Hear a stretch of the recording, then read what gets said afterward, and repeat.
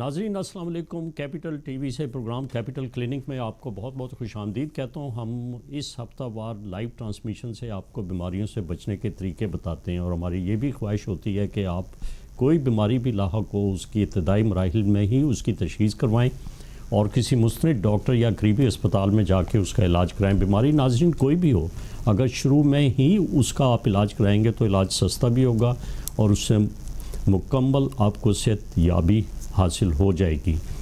پھر ہم وہ بیماری کا ذکر خاص طور پہ کرتے ہیں جس کا سوسائٹی میں برڈن زیادہ ہو. تو آج کل آپ کو معلوم ہے کہ پوری دنیا میں جو کووڈ-19 وائرس اس کا چرچا ہے, اس کا حملہ ہو رہا ہے سوسائٹی میں, انوسینٹ شہریوں میں. تو اس کے لیے میں اپنی اس سیریز کا یہ چھٹا پروگرام آپ کے لیے کر رہا ہوں. اس سے بچنے کے طریقے بتائیں گے اور یہ اسٹوڈیو میں آئے ہوئے مہمانوں سے اس وائرس کا بیہیویئر اور کیا احتیاطی تدابیر کرنی چاہیے اس کے بارے میں پوچھیں گے. تو میرے ساتھ آج اسٹوڈیو میں دو ایکسپرٹ.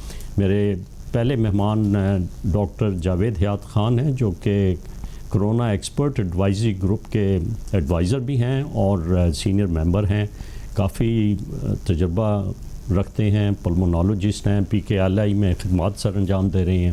میرے دوسرے مہمان ڈاکٹر کرنل مظہر عباس بٹ ہیں جو کہ ایک نامور پیڈیاٹیشین ہیں. ان سے میں آج خصوصاً پوچھوں گا کہ اس بیماری کا حملہ دیکھا گیا ہے کہ بچوں میں بھی ہو رہا ہے اور اس کی کیا وجوہات ہیں, کس طریقے سے ہم اپنے بچوں کو کرونا اور کووڈ-19 سے بچا سکتے ہیں. تو جاوید صاحب آپ کا بہت بہت شکریہ, آپ ہمارے پروگرام میں تشریف لائیں. میں صرف آپ سے یہ پوچھوں گا کہ یہ وائرس کرونا کا جو ہے بڑی تیزی سے میوٹیشن ہو کر نئے ویریئنٹس سامنے آ رہے ہیں. جس طرح حال ہی میں ہماری عوام بڑی بے چین تھی کہ ڈیلٹا وائرس جو ہے وہ ویکسینیٹڈ گروپ جو ہے, ہمارے لوگ جنہوں نے ویکسینیشن لگوائی ہے ان میں بھی بیماری اور کچھ علامات پیدا کر رہا ہے. حالانکہ دیکھا جائے تو یہ ڈیلٹا وائرس انڈیا سے شروع ہوا جہاں ورلڈ میٹر کے مطابق اب تک جو ہے تقریباً 3.5 کروڑ لوگ جو ہیں کووڈ-19 کا شکار ہو چکے ہیں اور ان میں سے لگ بھگ 5 لاکھ کے قریب لوگ جو ہیں وہ جان کی بازی ہار گئے ہیں. ہمارے ملک میں حالات پھر بھی انڈر کنٹرول ہیں اور بہتر ہیں کہ صرف 12.5 لاکھ کے قریب لوگوں میں کووڈ-19 کی تشخیص ہوئی ہے اور تقریباً 27,000 کے قریب جو ہیں وہ جان کی بازی ہارے ہیں. تو یہ ڈیلٹا وائرس اصل میں اس کو انڈین وائرس کہنا چاہیے, آپ اس کے بارے میں کیا کہیں گے؟ جی بہت بہت شکریہ. ڈیلٹا وائرس میں پہلے بھی بات ہو چکی ہے اور الحمدللہ آپ نے بڑا اچھا پوائنٹ آؤٹ کیا کہ پاکستان میں اللہ کا شکر ہے کہ ہماری جو مورٹیلٹی ہے اتنی زیادہ نہیں ہے اور انڈیا میں بہت زیادہ مورٹیلٹی ہوئی ہے. پہلی بات تو یہ ہے کہ WHO نے یہ سب نام بدل دیے تھے جو کہ کسی کنٹری اوریجن کے ساتھ تھے اور انڈین وائرس کو انہوں نے ڈیلٹا وائرس بنا دیا اور UK کا جو وائرس تھا جو شروع میں آیا تھا اسے الفا وائرس بنا دیا. اسی طرح باقی وائرسز کو بھی ایک انہوں نے رومن نام دیا ہے. دوسری یہ کہ ڈیلٹا کے بارے میں بہت کچھ کہا جا چکا ہے جب سے یہ آیا. اس کی ٹرانسمیشن بھی زیادہ ہے اور اس کی جو سیویرٹی بھی زیادہ ہوتی ہے. جو اوریجنل ووہان وائرس تھا اس سے تقریباً 100% زیادہ اس کی ٹرانسمیشن ہے اور اسی طرح اس کا جو سیویرٹی ہے وہ بھی اس سے کہیں زیادہ ہے. اس کا جو انکوبیشن پیریڈ جو کہلاتا ہے وہ بھی اس سے شارٹن ہے. یہ 3 سے 5 دن کے اندر علامات ظاہر ہو جاتی ہیں. تو یہ ڈیلٹا وائرس کی. لیکن جو اس میں جو چیز تھی جس کا زیادہ لوگوں کو خوف پیدا ہوا وہ یہ تھا کہ بہت سے ویکسین جو اس وقت موجود ہیں ڈیلٹا وائرس ان پہ اتنے وہ ویکسین اس ڈیلٹا کے وائرس کے اتنے افیکٹو نہیں تھے. یہاں میں ایک چھوٹی سی کوشچن دینا چاہتا ہوں کہ دنیا بھر میں جو اسٹڈیز آ رہی ہیں ڈفرینٹ ممالک سے ڈفرینٹ اسٹڈیز ڈفرینٹ نمبرز دے رہی ہیں. کوئی نمبرز 40% سے لے کے 90% تک اس کی افیکٹونیس کی بات ہوتی ہے. تو ہمیں ان نمبرز پہ قطعی طور پہ نہیں جانا چاہیے. یہ ڈیپینڈ کرتا ہے کہ انہوں نے کن حالات میں وہ اسٹڈیز کی اور کس طرح سے ان لوگوں کو دیکھا گیا. اور اسے ایک جو ضمنی سوال بنتا ہے کہ لوگ یہ کہتے ہیں کہ کون سا ویکسین لگایا جائے. ہمارے ہاں بہت دیکھنے میں آیا ہے کہ جن لوگوں نے چائنیز ویکسین لگائی ہیں وہ چائنیز ویکسین کی بجائے آپ وہ ماڈرنا یا وہ فائزر ویکسین کی تلاش میں ہوتے ہیں. تو اس چکر میں نہیں پڑنا چاہیے. کہ ہمیں کوئی بھی ویکسین جو ہوگی وہ ایفیکٹو ہے، وہ ڈیلٹا وائرس کے ساتھ بھی ایفیکٹو. میجورٹی جو ڈیلٹا وائرس کیسز ہیں وہ ان ویکسین کی وجہ سے روکے جا سکتے ہیں. جاوید صاحب، ایک یہ بھی بات مشاہدے میں آئی ہے کہ جن لوگوں نے پہلے ویکسینیشن لگوائی ہو ان میں اگر فرض کریں دوبارہ یہ کووڈ-19 یا ڈیلٹا وائرس یا اور کسی ویریئنٹ کی انفیکشن ہوتی ہے تو اس کی شدت اور ویرولنس کم ہوتی ہے بنسبت ان کے جنہوں نے ویکسینیشن نہ لگوائی ہو. جی یہ بالکل بات درست ہے کہ اگر آپ دیکھیں جو ڈیٹا جہاں سے موجود ہے، ہمارے ہاں بھی جو ڈیٹا پاکستان سے بھی جو اکٹھا کیا گیا، جو CH میں شیئر کیا گیا ہے، ہمارے 95% جو ہاسپٹل میں داخل ہو رہے ہیں مریض وہ ہیں جنہوں نے ویکسین نہیں لگوائی یا جنہوں نے صرف ایک ہی ڈوز لگوائی تھی. صرف 5% وہ لوگ ہیں جنہوں نے دونوں ڈوزز ویکسین کی لگائی تھی، وہ ہاسپٹل میں آ رہے ہیں. تو اس میں کوئی شک نہیں ہے کہ یہ ویکسین جو ہے یہ آپ کو پروٹیکٹ کرتی ہے. 100% پروٹیکشن قطعی طور پہ نہیں ہے، 5% لوگوں کو انفیکشن ہو سکتی ہے، لیکن اکثر وہ انفیکشن جو ہے نا مائلڈ ہوتی ہے.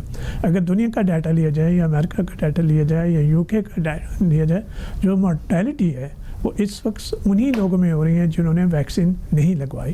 تو اس کے بارے میں آئی تھنک بہت سالڈ قسم کا ایویڈنس موجود ہے کہ ویکسین نہ صرف آپ کو سیویئر ڈیزیز سے بچاتی ہے، آپ کو ہاسپٹلائزیشن سے بچاتی ہے، بلکہ اس سے مورٹیلٹی بھی بہت کم ہوتی ہے.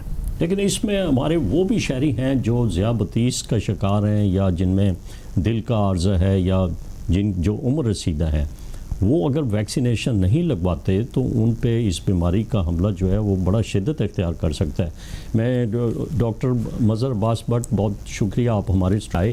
آپ سے میں پوچھوں گا کہ ہمارے جو بچے ہیں 2 سال یا 2 سال سے کم عمر کے یا 2 سال کے قریب، ان میں بھی کووڈ-19 بیماری جو ہے وہ پائی گئی ہے. جی پہلی بات تو یہ کہ کچھ عرصے تک یہ سمجھا جا رہا تھا کہ شاید یہ بیماری بچوں کو افیکٹ نہیں کرتی، تو اب ہم اس اسٹیج سے تو باہر آ گئے. اب ہمیں یہ پتہ ہے کہ یہ بیماری ہر ایج کے بچوں میں افیکٹو ہوتی ہے اور انفیکٹو ہوتی ہے، اور بچوں کو اس بیماری کا شکار ہو جاتے ہیں بچے. ان کا ڈائگنوسس کا طریقہ، ان کی ٹریٹمنٹ کا طریقہ، اس پہ سب پوری دنیا میں، امریکہ میں، UK میں، برازیل میں یہ ساری اسٹڈیز ہو رہی ہیں، جس کے اندر انہوں نے ایک لسٹ آف سمٹمز ایسے دیے ہیں جو بڑوں میں نہیں ہوتے، اور اب ہم اس بیماری کو بہتر طور پہ ریکگنائز بھی کر سکتے ہیں، ڈائگنوز بھی کر سکتے ہیں، اور ہمیں پتہ ہے کہ اس کے لیے ہمیں اب کیا کرنا ہے. تو پہلی بات تو یہ ہے کہ ایون نیو بورن میں جب ماں اگر کووڈ کا شکار ہے اور وہ بچہ ڈیلیور کرتی ہے تو ہمیں اسے ابتدائی طور پہ ہی ماں سے الگ کرنا پڑتا ہے. اس کے پہلے ہمیں ٹیسٹ کرنے پڑتے ہیں اور پھر یہ دیکھنا پڑتا ہے کہ کیا اس میں علامات بچے کے اندر ہیں یا وہ وائرس موجود ہے یا نہیں ہے. اسی طرح سے کوئی بھی ایج ہم یہ سمجھ رہے ہیں کہ کوئی اس ایج سے امیون نہیں ہے، اور چونکہ ہم 15 سال تک کے بچوں کو پاکستان میں ہم پیڈیاٹرک ایج گروپ میں کرتے ہیں، تو اب ہمارے چلڈرن ہاسپٹل لاہور میں بھی ایک بڑی لسٹ انہوں نے اسٹڈیز بھی اب شروع کیے ہیں کہ کتنے نمبر آف پیشنٹس ان کے پاس آ چکے ہیں، ان کی کیا کیا علامات تھیں اور کیسے ان کا علاج ہوا اور کیا ان کے رزلٹس تھے. الحمدللہ ابھی تک ہمارے ہاں مورٹیلٹی بچوں میں بہت کم ہے، علامات بھی کی شدت بھی کسی حد تک کم ہے، لیکن جو اسپیسیفک ایک آج کل ہمیں کمپلیکیشن نظر آ رہی ہے اس میں، وہ یہ ہے کہ جس کو ہم کہتے ہیں کہ جس میں بچے کے ایک سے زیادہ نظام جو ہیں وہ اس وائرس کے انفیکشن کا شکار ہو جاتے ہیں، جس کی وجہ سے ان کے ملٹیپل سسٹمز انوالو ہونے کی وجہ سے اسے ہم multi system inflammatory syndrome of children یا MIS-C کہتے ہیں. تو یہ سیریس کیسز ہیں، ان کو ICU کیئر کی ضرورت ہے، ان کو پراپر ہاسپٹلائزیشن کی ضرورت ہے.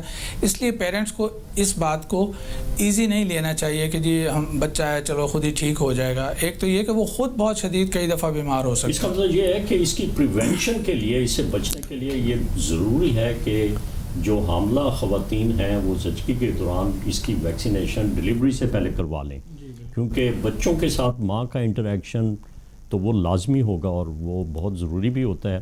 اس نے فیڈ بھی کرنا ہے بچے کو.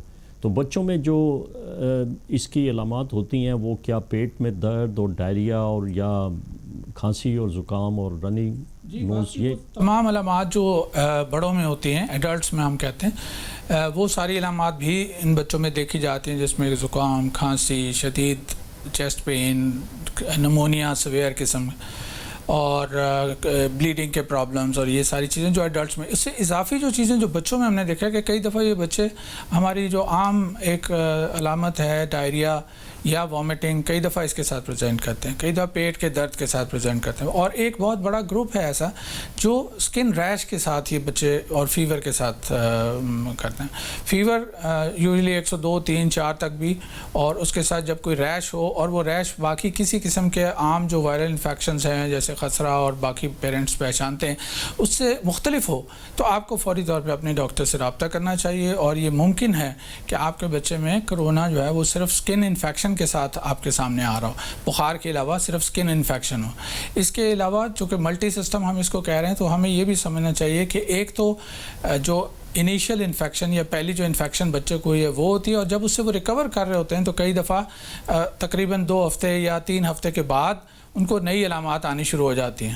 تو یہ نہیں ہوتا کہ جی ایک دفعہ اگر انفیکشن ہو گئی ہم نے علاج کر لیا تو اب بھی اس بچے کو آئندہ کبھی نہیں ہو سکتا. اس بچے کے اندر کچھ کمپلیکیشنز کی شکل میں یہ بچے آ سکتے ہیں جس کے اندر یہی ساری علامات جو ہم نے آپ سے بتائی ہیں. اس کے علاوہ اس میں جان کا بھی خطرہ ہو سکتا ہے, اس میں سانس بہت شدید خراب ہو سکتا ہے. اس کو میں آپ کو یہاں رکھوں گا, NCOC اور حکومت پاکستان نے بھی اب اناؤنسمنٹ کر دی ہے کہ جن کی عمریں 12 سال سے 18 سال تک ہیں ان کو بھی ویکسینیشن اور فائزر کی ویکسینیشن لگوانے کے لیے تمام سینٹرز جو ہیں ویکسینیٹنگ سینٹر جو ہیں ان کو ہدایت جاری کر دی گئی ہیں. تو بچوں میں کیا ویکسینیشن لگوائی جا سکتی ہے؟ جی ہاں, ایون ہمارے ملک میں بھی 15 سال سے اوپر بچوں کو اب لگ رہی ہے ویکسینیشن, اور لوگ پرائیویٹ بھی لگوا رہے ہیں. اور کچھ ممالک جس میں کہ کینیڈا شامل ہے, آئی کین سرٹیفائی کہ وہاں پہ 12 سال سے اوپر بچوں کو وہ ویکسینیشن کر رہے ہیں. تو بچوں کو ویکسینیشن جو ہم شروع میں نہیں کر رہے تھے اس کی وجہ یہ نہیں تھی کہ ان کو ضرورت نہیں ہے, اس کی وجہ یہ تھی کہ اتنی اسٹڈیز ہمارے پاس ان ویکسینس کے بارے میں, ان کی سیفٹی کے بارے میں, ان کے سائیڈ ایفیکٹس کے بارے میں ہمارے پاس نہیں تھی کہ ہم اسے ریکمینڈ کر سکیں جنرل یوز کے لیے. اب آہستہ آہستہ جیسے دنیا کا تجربہ اس انفیکشن سے بھی ہو رہا ہے اور اس کا اسپیکٹرم ہم دیکھ رہے ہیں کہ بچوں تک ایکسٹینڈ ہو رہا ہے اور بچوں میں بھی زیادہ سیویئر فارمز اور زیادہ ڈینجرس فارمز کی شکل میں آ رہا ہے, تو ظاہر ہے جو بچے ہیں ان کو بھی پروٹیکٹ کرنا ضروری ہے. اور جیسے جیسے گورنمنٹ الاؤ کر رہی ہے تو ہمارے لوگوں کو بھی چاہیے کہ جہاں حفاظتی اقدامات کرنے بہت زیادہ ضروری ہیں ان پہ زیادہ زور دینا چاہیے, لیکن اس کے ساتھ ساتھ ویکسینیشن بھی اگر ہم کروائیں گے تو انشاءاللہ ہمارے بچے جو ہیں اس سے بہتر طور پہ مقابلہ کر سکیں گے اور زندگی کے خطرے کے حد تک نہیں جائیں گے. اس کے ساتھ ہی ہمیں یہ خیال ہے کہ یہ جو اسکول جس طریقے سے جب اسکول کھلتے ہیں تو اس میں ہمارے جو اساتذہ ہیں ان کو یہ انسٹرکشن دے دینی چاہیے بچوں کو کہ جو اس کے SOPs ہیں کرونا سے بچنے کے ان کو ضرور فالو کیا جائے, اور ان کی انسٹرکشن دی جائے کہ بہت سارے اسکول ایسے ہیں جو کہ بغیر بچوں کو مین گیٹ سے, اور جب تک ان کا ٹیمپریچر سکین نہ کریں وہ مین گیٹ سے ان کو انٹر نہیں ہونے دیتے اور واپس گھر بھیج دیتے ہیں. لیکن بچوں میں ویکسینیشن ضرور ہونی چاہیے. یہ قوم ملک سلطنت کو کیپٹل TV کیپٹل کلینک سے ایک میسیج ہے کہ آپ اپنے بچوں کی ویکسینیشن ضرور کروائیں. ڈاکٹر جاوید, میں آپ سے دوبارہ پوچھتا ہوں, آپ ڈیلٹا وائرس کے بارے میں ڈسکس کر رہے تھے کہ جو لوگ ویکسینیٹڈ ہیں ان کو اگر COVID-19 کا حملہ ہوتا ہے تو وہ اس کا کوئی اور ویریئنٹ ہوتا ہے جس کی وجہ سے ان میں COVID-19 کی سمٹمز شروع ہو جاتی ہیں. تو ویکسین اگر ایک ویکسین لگواتے ہیں, آپ نے یہ بھی بتایا کہ ویکسینیشن اور ویکسین کی ٹائپس کی طرف اس کنٹروورسی میں ہمارے شہریوں کو نہیں جانا چاہیے. جو ویکسین اویلیبل ہے وہ لگوا لینی چاہیے. وہ ایک ویکسین جو ہے وہ پروٹیکٹ کر لے گی اس کے ہر قسم کے ویریئنٹ کو.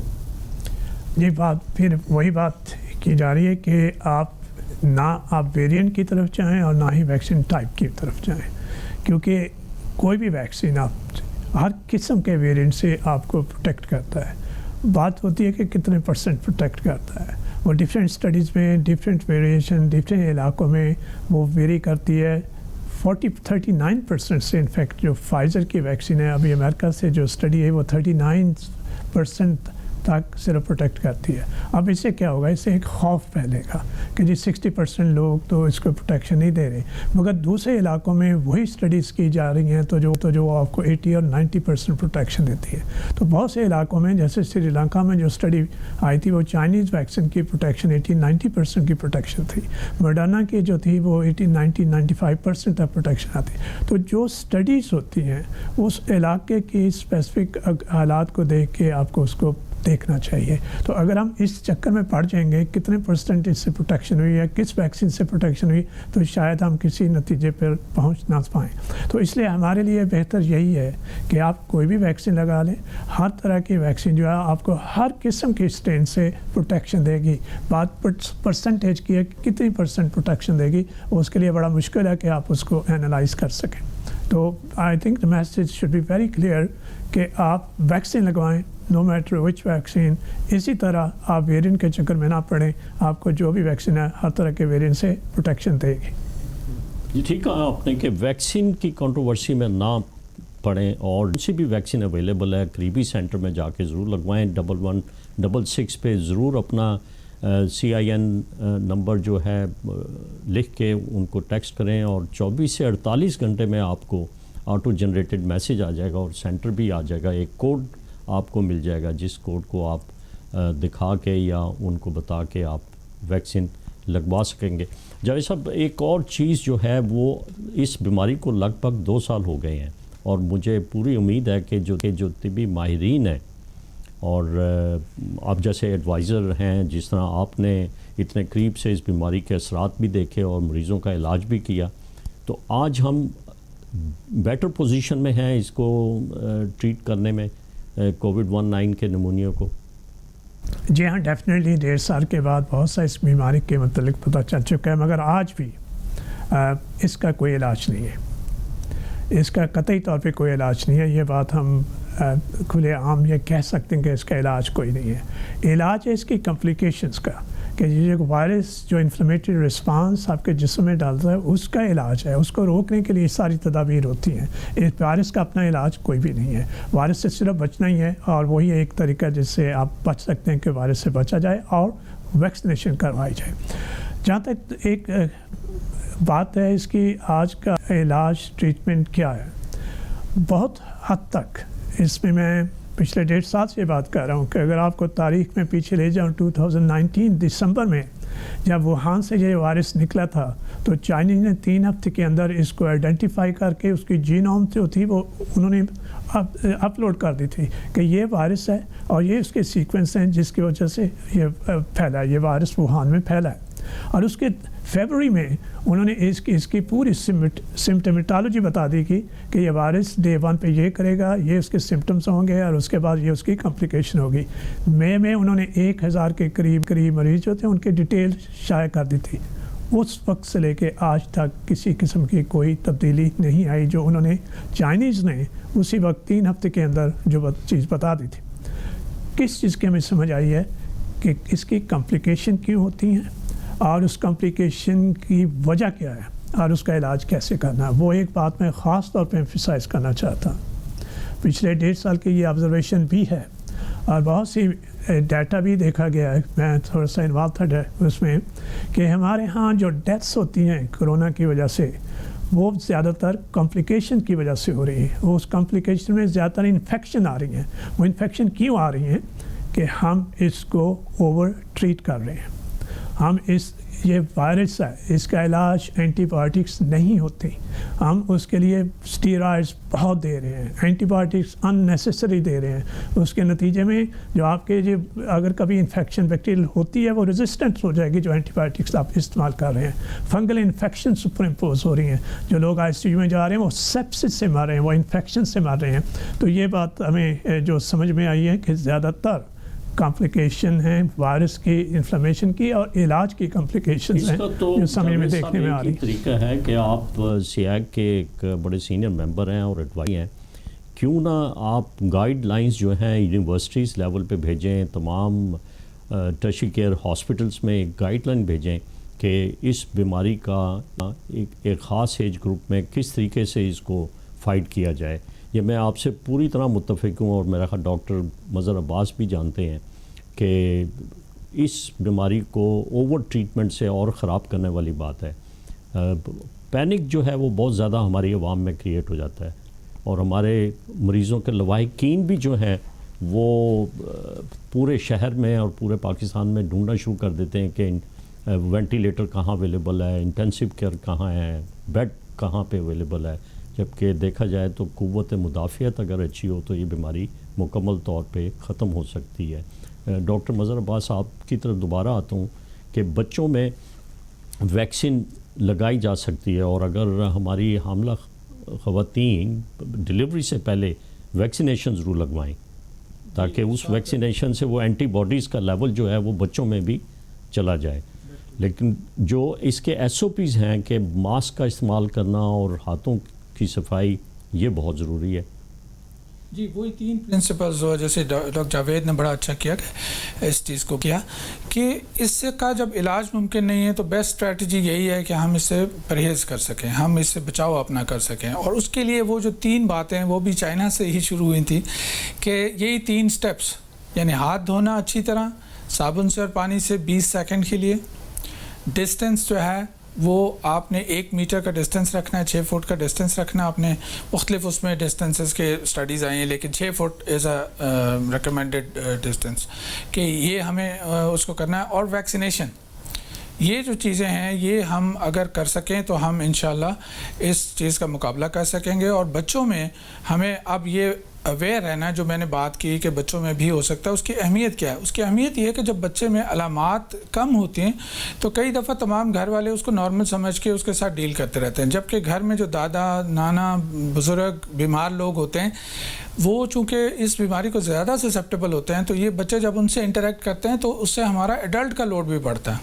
تو ہمیں اس لیے بچوں کو غیر ضروری طور پہ گھر سے باہر نکلنے سے ان کو بالکل منع کرنا چاہیے. اگر ہم باہر جائیں بھی تو ایسے ٹائم پہ جہاں رش نہ ہو، جہاں بہت سارے لوگ نہ ہوں، کھانس نہ رہے ہوں، یہ ساری چیزیں. اور بازار کی چیزیں کم سے کم استعمال کریں. ماسک کا استعمال جو 3 سال سے بڑے بچے ہیں خاص طور پہ ان کو ضرور ٹیچ کریں، ایجوکیٹ کریں کہ وہ کریں.